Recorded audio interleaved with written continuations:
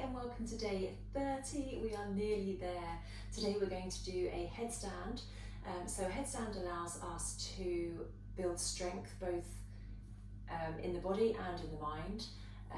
Quite often the main thing that's stopping you from being able to do a headstand is the mind. So it is really good to practice by a wall, especially when kicking up. So I'll just show you a couple of options. Yeah, and that is it. So for a headstand, I will turn around. I should move my mat a little bit closer into the wall so that you can see how we can use the wall. But we want to take the hands, so imagine you're facing the wall, take the forearms down on the mat, catch elbows, so that's how far apart the elbows need to be, and then create a triangle here. And then we're going to interlace fingers and open the thumbs, and we put the top of the head down on the mat, open up the thumbs, and the hands and the thumbs are cradling the back of the head. And then we're going to lift up through the hips and just walk the feet in towards the face while pressing down on the forearms. Keep walking the feet in, feel the hips coming up over the head, and then we'll come back down into a child's pose. You don't want to spend too long with pressure on the neck.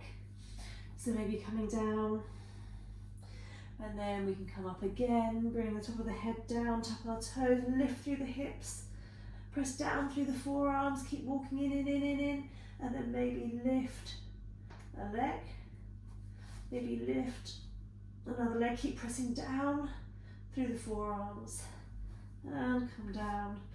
Just to stretch out the back of the neck, we can bring the top of the head to the ground, the forehead to the knees, hold on to the feet, and lift through the hips.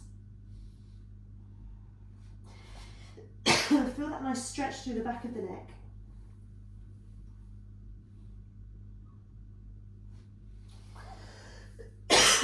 Excuse me. So we'll do it again. I'm going to do it facing the wall as well.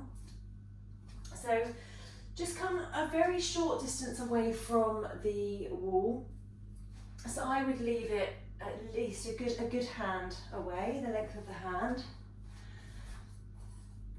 And then dropping the head down, lifting. And then we can kick up. So you can see one leg can just touch the wall. And we might want to just stay here, try practicing with one foot coming away from the wall so you're not touching the wall. Ooh, I've got socks on, there's the thing on the floor. And then we can try the same on the other side. Ooh. So just checking the distance of the elbows, take that nice triangle shape. Bring the top of the head down, cradle the back of the head, walking the feet in, and then maybe kick with the other leg. And it might take a few attempts to get up, but when you're kicking up, it's really good to have the wall there in case you overdo it and kick yourself past. So that is one way. Once you're up, pressing down through the forearms, so there's not too much pressure on the neck. Lifting up through the toes and drawing the navel in. So once you've done a headstand, you have a little play, just coming back into that rabbit pose. Stretch out through the back of the neck.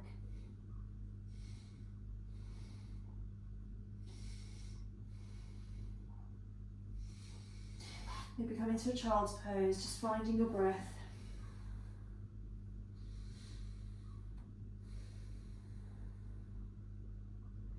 Inhale. And exhale. And slowly coming up, so just giving you a different version. So this one we don't kick up, we're using the core more to get ourselves up. So I can show you from the side on. We come on to, so if we catch the elbows again, so we find that distance apart, and then place the palms down. And then we're going to come up and we're going to make a triangle, I'm just going to come a bit further back, make a triangle between the head and the hands.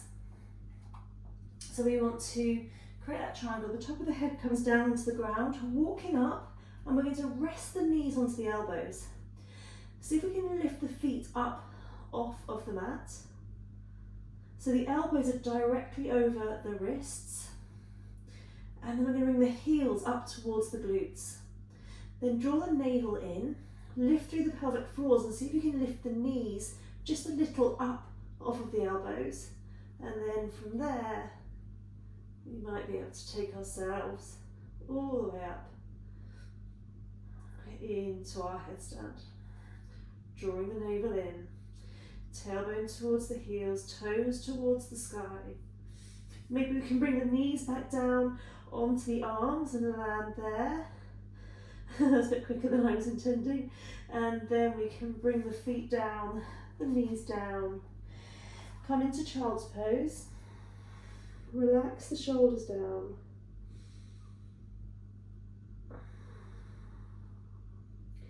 Finding your breath. And then bringing forehead to the knees, crown to the ground, find that rabbit posture again. Lift through the hips as you pull on the feet.